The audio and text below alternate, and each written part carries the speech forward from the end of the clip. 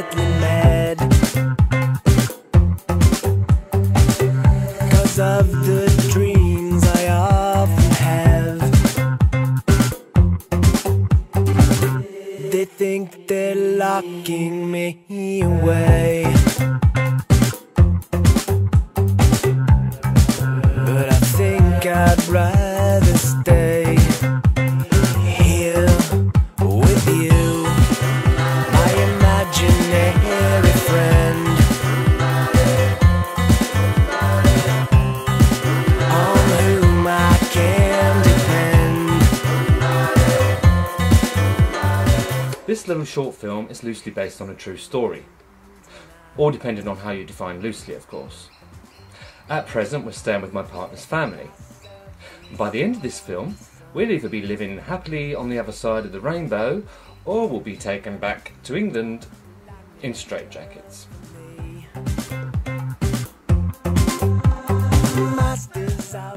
There's no doubt in my mind that for a dog, this country poses no dilemmas.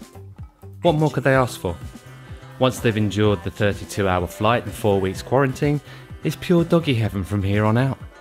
Just need to stay away from the very unfriendly predators that could lead you to paying the most exorbitant vet bill you've ever seen in your life, and everything will be fine. How long do I stay like this for? Actually, I prefer my left profile, to tell you the truth. Okay, are you done now? Thank you.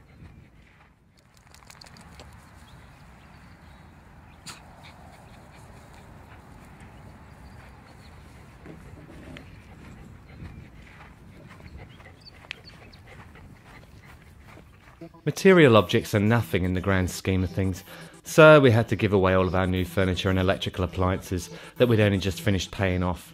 So we're having to start from the bottom and beg and borrow and save to rebuild what we had, if only a fraction. It's only possessions, isn't it? That's nothing compared to this wonderful, all-encompassing quality life, which we're reaching out for and almost touching.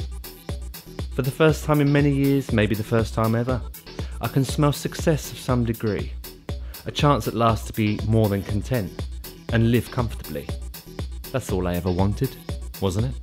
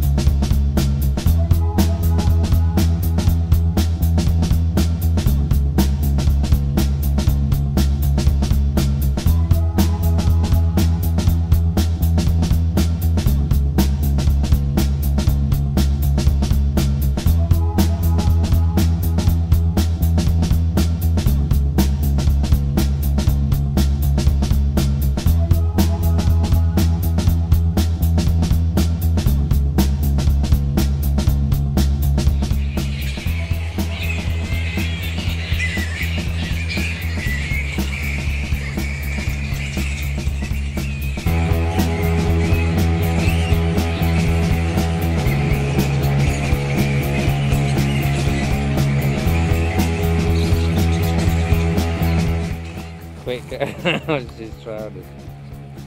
She didn't realise how... Oh no, can you help me out, please? Don't just stand there looking at me, please. Can you help me out? It's slippery, slippery, and please help me. Try, come and help me, please. Can't get out.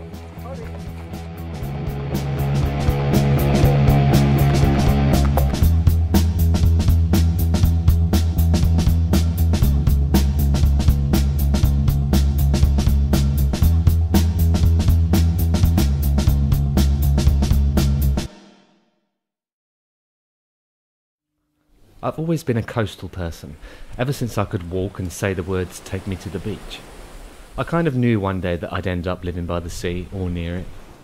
It was always just a case of where and when. Never in my wildest of dreams could I have imagined it would be on the other side of the world, away from all that was familiar.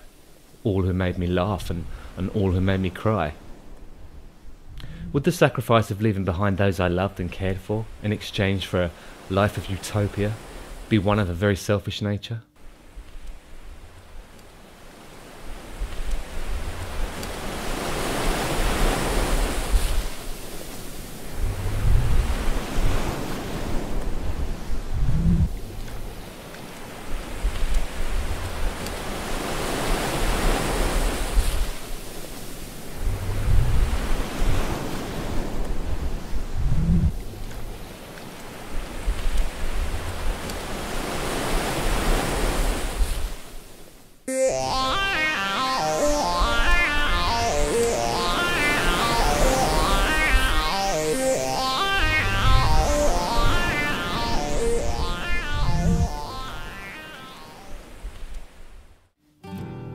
The scenery is breathtaking here, from the natural rainforests to the lush beaches with their warmth and embellishing sand.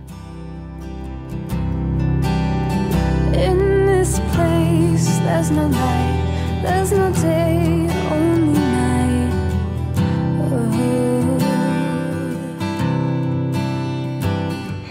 Aren't you going to go in this thing, Pauline? Huh? I want to go for a dip.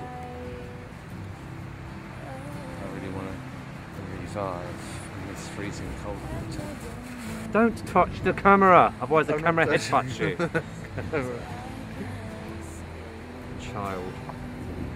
Some states are very different from one another. Right here in Byron Bay, New South Wales, anything goes. This place and the people in it have often been subject to scrutiny, often being described by the more conservative and stiff residents of Australia as those funny people with alternative lifestyles. So far, all I've witnessed is a warm and hospitable, non-judgmental vibe, which engulfs you the moment you step foot into this place. And if by saying those with an alternative lifestyle means those more relaxed and comfortable with their surroundings and understanding the concept of individuality, then good on them for being alternative. And now we're in the land of New Age and everything Bohemian, which is quite nice because it's a really good vibe here. But this is an example of just how New Age and spooky it all is. But it's great. Vanilla slice, that's Why have pie when you can have a vanilla slice? exactly, that's what I'm saying. He's fake. Lie awake and close my eyes as I start to realize. So are you feeling better now? Yeah, I'm good. I see the light start to rise. It's not too late, and I don't know how I can find a better place so I can escape. Oh, and I don't know how I can find a better place. I can escape. Maybe it's fate. I can escape and not too late.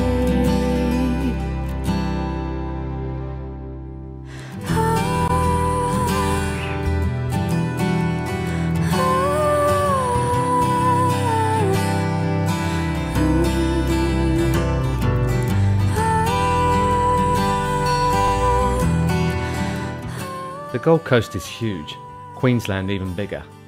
Stunning in most parts, especially up here in the mountains. Only problem is that you'll be hard pushed to find any public area which would allow you to appreciate these finer places more intimately. Although you don't see much of a social or class division in this country, you certainly know you're in rich man's land when the public access to most places becomes non-existent. Not many areas to walk your dog off the lead either, because of the wildlife, but still, it definitely beats trying to walk your dog in a park after 5 PM in London. We're supposed to be a nation of animal lovers over in the UK, but are we really? For all those who care, this country most certainly wins hands down for being dog friendly. I can't escape.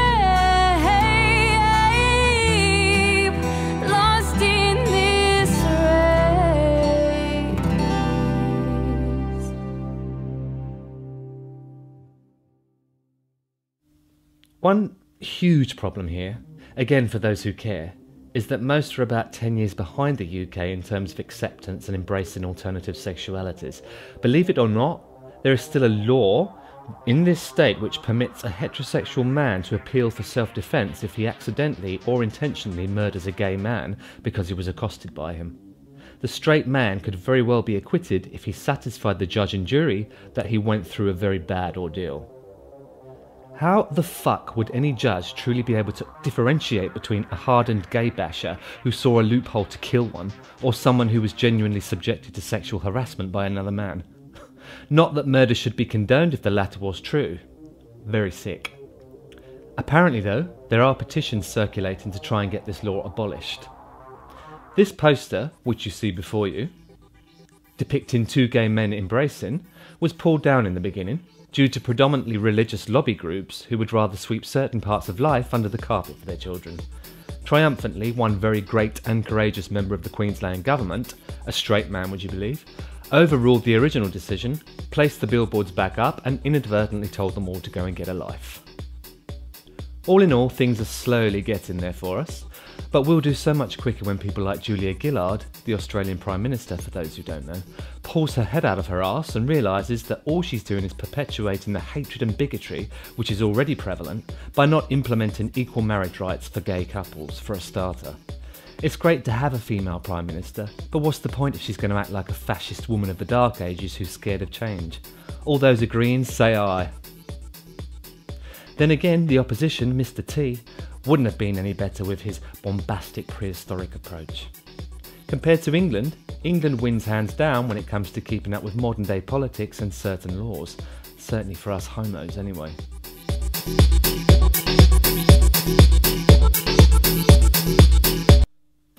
Seeing this place from high above is the best way to get a perspective on what we're now living around. This, the sea, the mountains around the edge, is what I can only imagine heaven on earth to mean. It's cliched, but I like to come up here to blend in and realise how insignificant, how tiny my problems are. When I'm up here, I realise that I'm not that selfish. This is how I want to feel. It's just that it would be so much better if my loved ones could share that experience all the time. Just like me, whenever I come up here to feel small, but presiding over beauty. There lives a song. These two are grinding. Can you show me? David? Show me. Thank you. Oh, thank you so much. Thank you. David, what are you doing? Can you tell us? Let's get a glass of wine. Is that what you had coming for number 17? We've got more than You've got more? Thanks. Thank you. Okay, so even in Australia, people like to grind a lot, just like people in England. Dirty buggers. Just because you don't have it, don't complain. Ah. That's the only reason why you complain. So does he have a six-pack at least? Okay. Show me. Show me.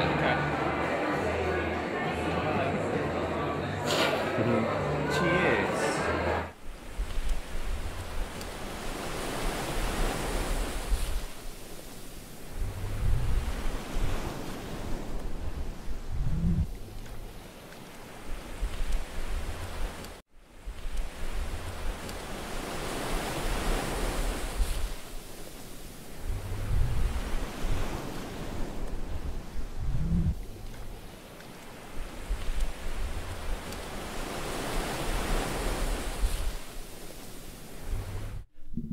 This isn't a competition or a battle over countries, neither is this an Australia versus England film. I just need to balance out the differences, eliminate some factors, reinforce why I'm doing this.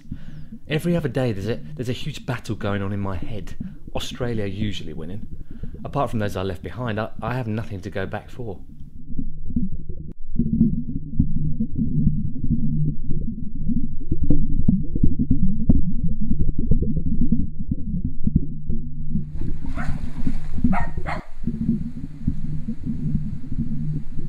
We scrimped and saved everything we had just to possess a portion of a rabbit hutch, a flat where our dogs weren't even welcome. Over here we have a place where we can easily swing 6 cats around and maybe even throw in a Great Dane.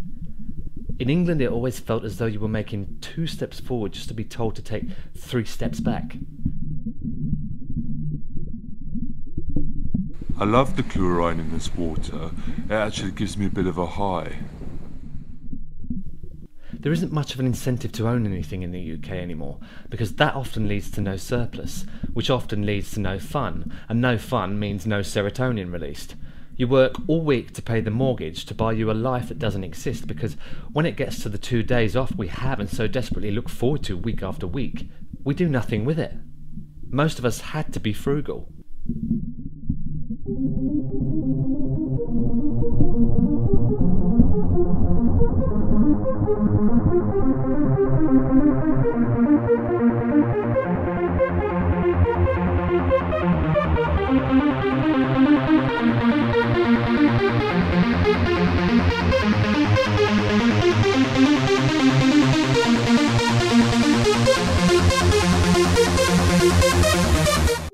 Here, there are things you can do that don't cost you anything. Places you can visit that make you feel alive. But there are people back in the UK who make me feel alive. Do I really know what I'm doing? I want this life for us, for my family, however alternative my family is. But it's at the cost of losing my other family and friends. Is the price I've paid an extortionate one? Yeah, there's Skype, yeah, there's visits, but when life is so short as it is, which you do realise when you're on the other side of the world, do you really want to spend the rest of it only able to count on one hand how many more visits you may have with those you miss?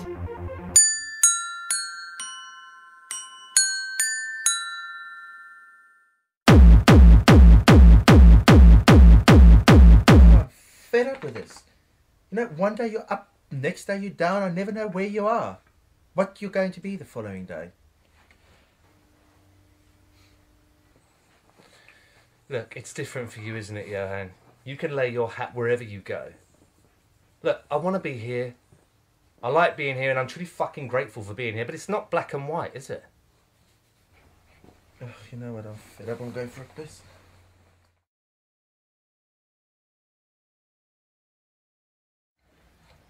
Time, are you driving or something? Time, go and get into the other seat. Go on. He likes this. Hey! It's a stuffy. It's a stuffy on his own. Here we go again. Wine, wine, wine. Ooh, I'm so precious, aren't I? You shush, madam. Shut up, shitty ass. I'm too hot, that's why. Time. Time, get to the back. Come on, dog's breath. Stupid dog. There you go. Let's go. I really don't want to get that deep, and I really don't want this to become a voiceover so convoluted it'll make you want to puke. But my main driving force for making this film was merely to help me iron out a few little or major issues, which I sincerely need help with. Call this therapy, if you will. Yeah, therapy to me is expressing. Expressing with my pen. Expressing as I edit the script and put the pieces together.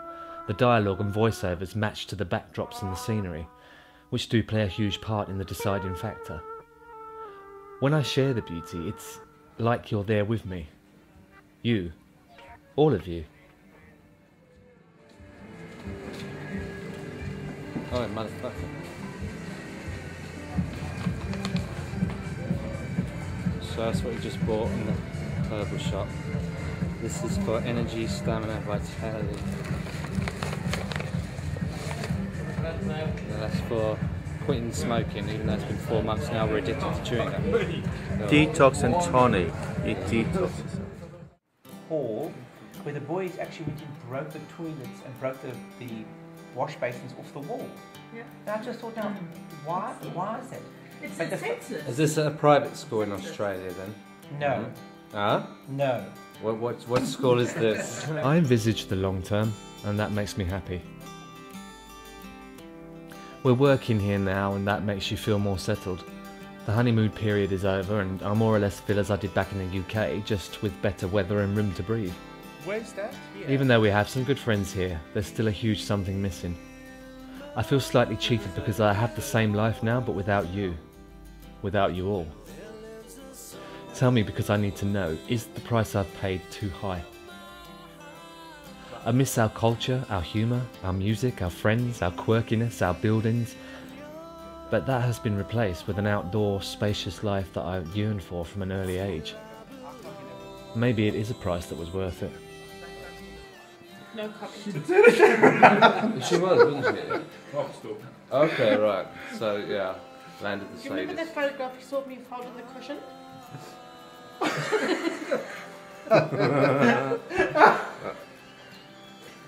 But that's bigger. I can only assume they're talking innuendo here. David, do you know? Oh, Can you no, I'm enlighten hot us? now. No? Okay. John, bon voyage, and we'll see you in London in June. Okay. In England, I was content. I had the weekends and I was productive. I had all the friends and family I needed, but being content, is that really a life to aspire for? Swimming through safely, conservatively, just to have what was expected of you in the mainstream world? I never used to play it safe with everything as I was growing up. And I don't know where it all changed, but it did, and I got bored. If nothing else, I'm glad I made this change, this breakthrough, just to prove that you can take chances and make big sacrifices. Even if you fall flat on your face, I'd rather be scarred through trying than never daring whilst busy dying. I wish you were all here. Are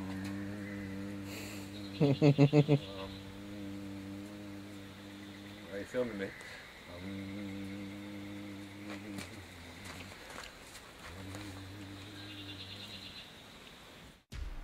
On the whole, to sum up, Australia has plenty of pluses. I just have to get used to the fact that a lot of people here in Queensland are very different, and we shall have to get used to hearing about regular anti-gay marches of some sort. This week, as I write, it's to protest against same-sex marriages.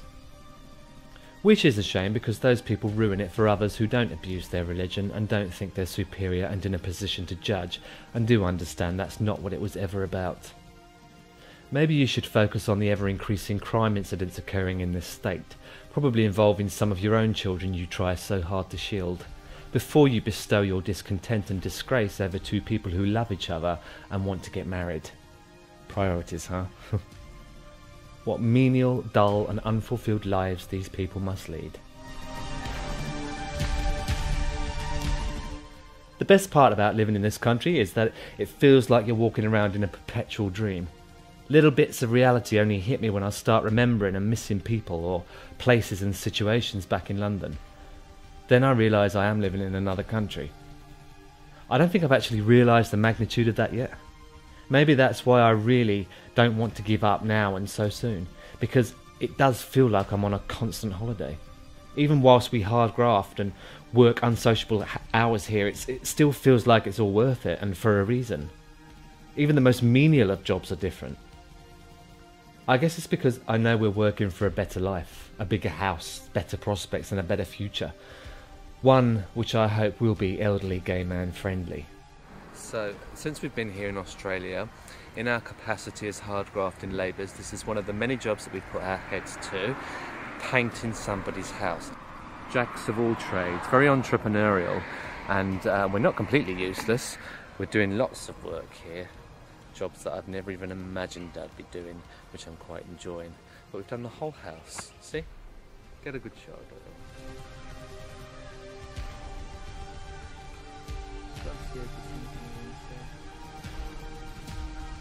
Some people complimented us on it anyway. Dan just went for a piss. The main reason I became shit scared of living in London was the future. I still envisioned my future as an old, lonely gay pisshead, coming home to his cold council flat of a weekend after another endless bender. With or without Johan in my life, it still looked bleak. But then it comes back to that same old dilemma, doesn't it? Does it matter where you live and what you have as long as the ones you truly care about are around you? Well, does it? That's my dilemma. For the next 4 years, at least, I think it will matter. In England, I feel I belong because of who I am, but know that I don't because of what I've become, if that makes sense.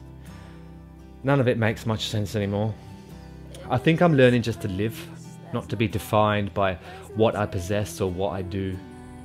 I don't worry so much these days. I think and quite evidently get nostalgic, but I don't fill my head with the junk I used to. And in turn, that's making me a much more free-thinking person.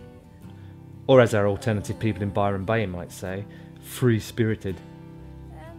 That can't be a bad thing. Maybe you can only change your life dramatically once you've changed your environment. Maybe there was no other way. And I don't know how I can find a better place. I can't escape, trapped in this place. I can't escape, lost in this maze. Lie awake and close my eyes as I start. Now we've reached the end, I'm pleased to announce that we're still sane. Well, sane as could be expected. This film may have possibly helped those who've moved abroad and still feel like freaks, who knows? They do say that 70% of people who move to another country start acting in ways that people with dementia do. Well, that's my excuse anyway. And apparently it takes at least 1,000 sleeps before you start to feel settled. So I'm off to have my 245th sleep, and I bid you all farewell. Oh, and by the way, news came in during the making of this film. Allegedly, statistically, there are only 2% of openly gay men and women in the state of Queensland. Therefore, the decision to legalise same-sex marriage was thrown out of Parliament yet again. A recent survey suggests that there are hundreds of people in the closet in Queensland. That sounds wrong, doesn't it? A state maybe not deserving of its name. Ms Gillard had to keep most people happy after pissing them off with the carbon tax, let's face it. At the end of the day, where they get their votes from is beyond me. Bring back hanging while we're at it. So it's good night and bless.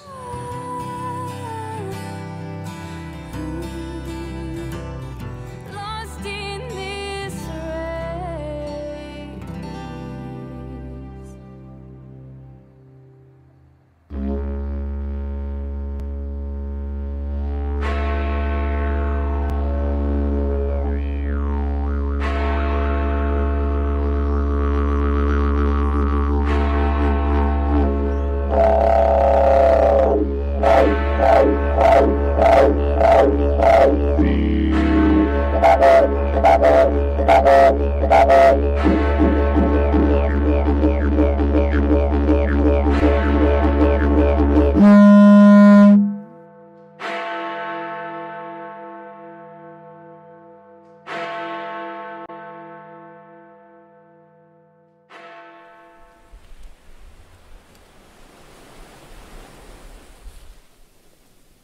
No, film me. Film, look.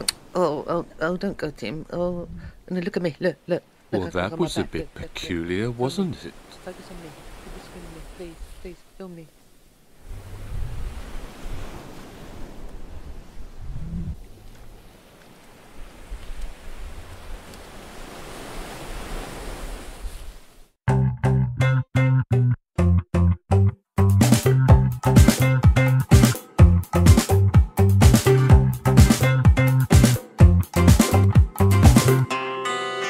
They say I'm slightly mad 'cause of the